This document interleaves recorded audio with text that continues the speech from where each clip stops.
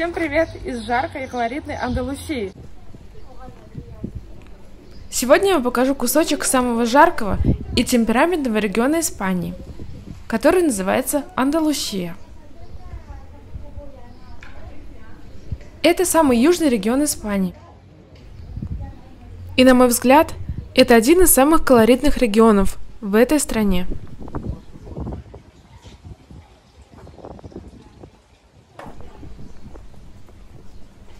История Андалусии очень интересна. Андалусия принадлежала завоевателям-мусульманам с 8 по 15 век.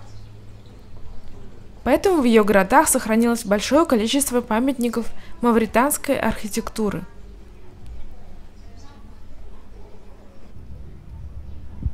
Сегодня мы посмотрим деревни Андалусии, которые являются одними из самых красивых в Испании. Мы прогуляемся по улочкам Андалусии и прочувствуем эту атмосферу юга Испании.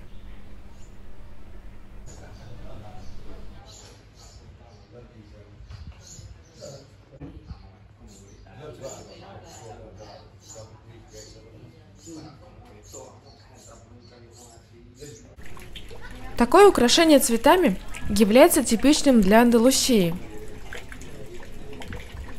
И, наверное, нигде больше вы не увидите воду на улицах населенных пунктов, как видите здесь.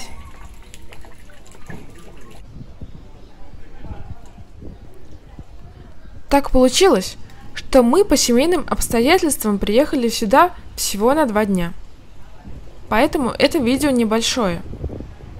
Но, честно, я не могла не поделиться с вами местными красотами Андалусии.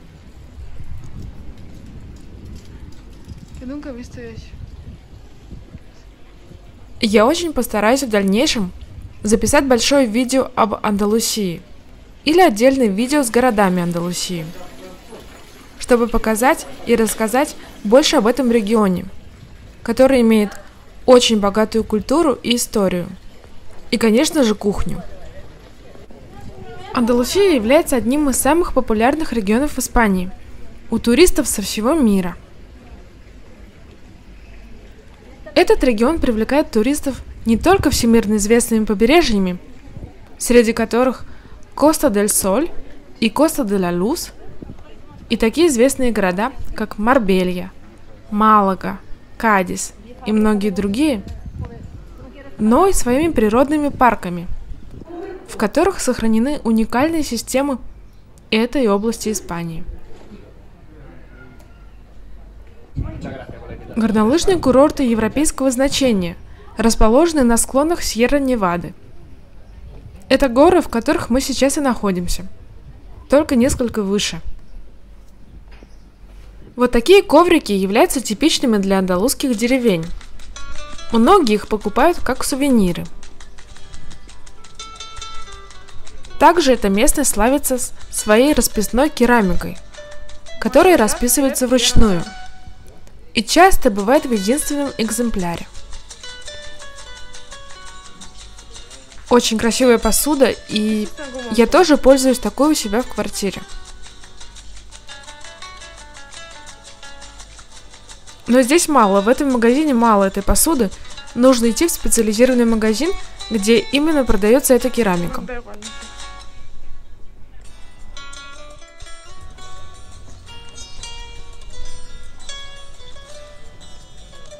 Посмотрите, как красиво и оригинально здесь борются с летней жарой, с ярким палящим солнцем.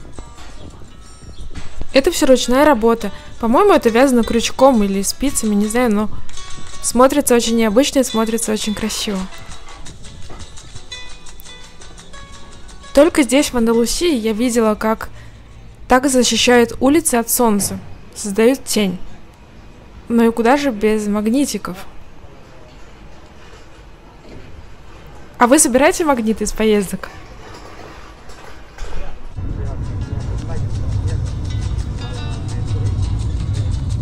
Местные горные дороги, на которых, кстати, многих укачивают.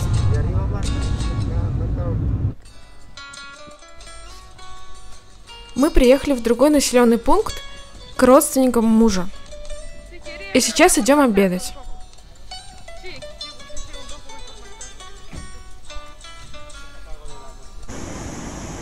Послушайте, сколько здесь цикад в этой эвкалиптовой роще. Но вообще это парк.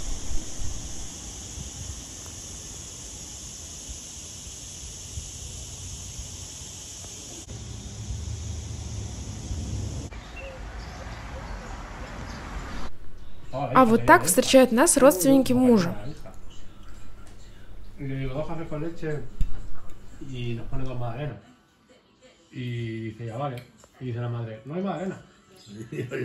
Había una y no la comimos. Y te deja, ¿cómo que no hay magdalena? Entra para adentro, sale con 2 magdalenas. ¿Y la madre anda? Pues yo no sabía que había magdalena. ¿Hizo las de casa o algo? No, bueno, sí, esa de aceite de oliva. После обеда обычно большинство испанцев делают небольшую сиесту, то есть ложится ненадолго отдохнуть.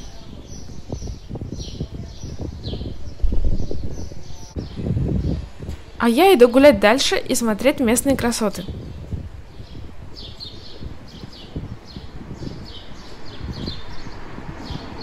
Здесь вы видите, что можно купить из сувениров и из различных продуктов.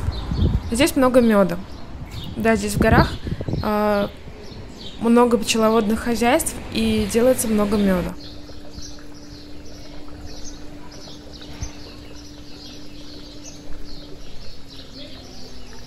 А это территория одного отеля. Но она очень красивая, ее можно увидеть со стороны.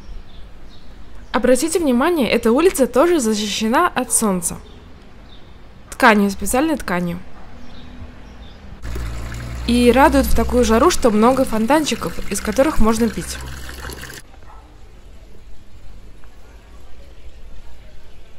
По-моему, кто-то наконец-то добрался до зеркала.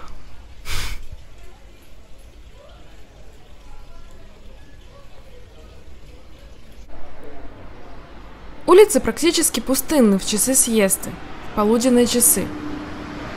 Сейчас на улице около 35 градусов.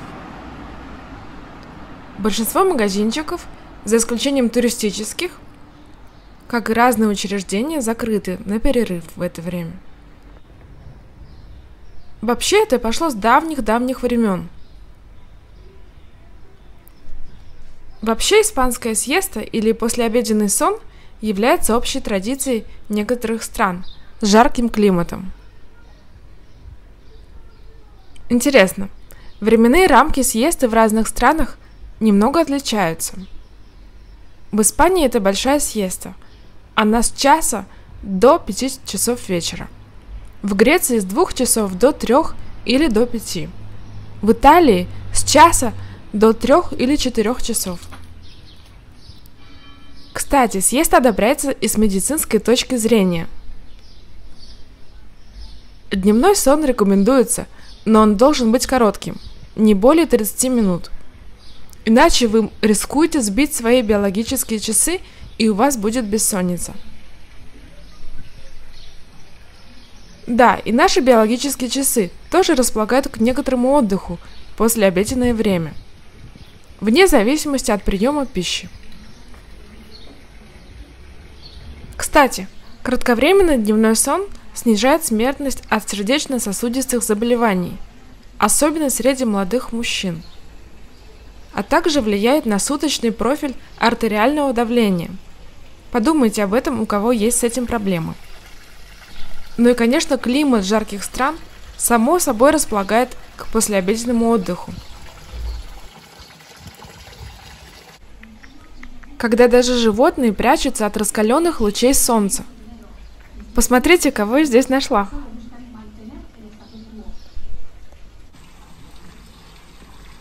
В общем, сиеста — это сплошные плюсы. Так что всем советую отдыхать после обеда.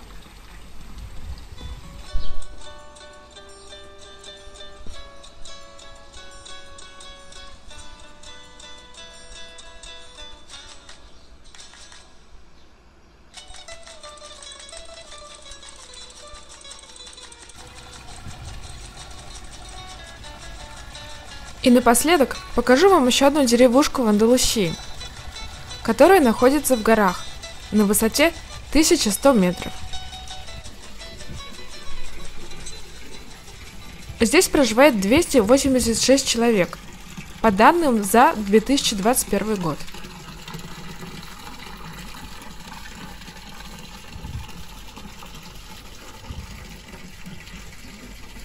Это очень маленькая, но очень милая деревушка. Кстати, в этой деревушке ночью прохладно. Мы приехали поздно вечером и остались здесь на ночь. И реально было холодно, пришлось закрыть окна.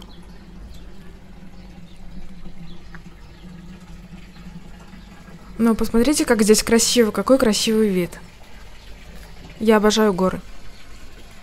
Вообще, в этой деревне есть свой продуктовый магазин небольшой, есть свой супермаркет, есть своя небольшая школа, есть аптека. О, мои любимые котейки, везде их нахожу. Есть аптека, есть медпункт небольшой, но часто продукты привозятся вот так, в машинах, как, например, здесь рыба. Gracias, muchas gracias. Muchas gracias, muy amable. Bueno, quien quiera, gracias. Muy amable. Как я говорила уже ранее, что наше путешествие было очень коротким, и просто невозможно показать и рассказать все красоты Андалусии в таком коротком видео.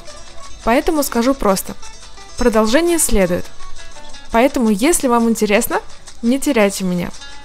Всем спасибо за просмотр, за то, что вы были со мной. И до скорого. Пока-пока.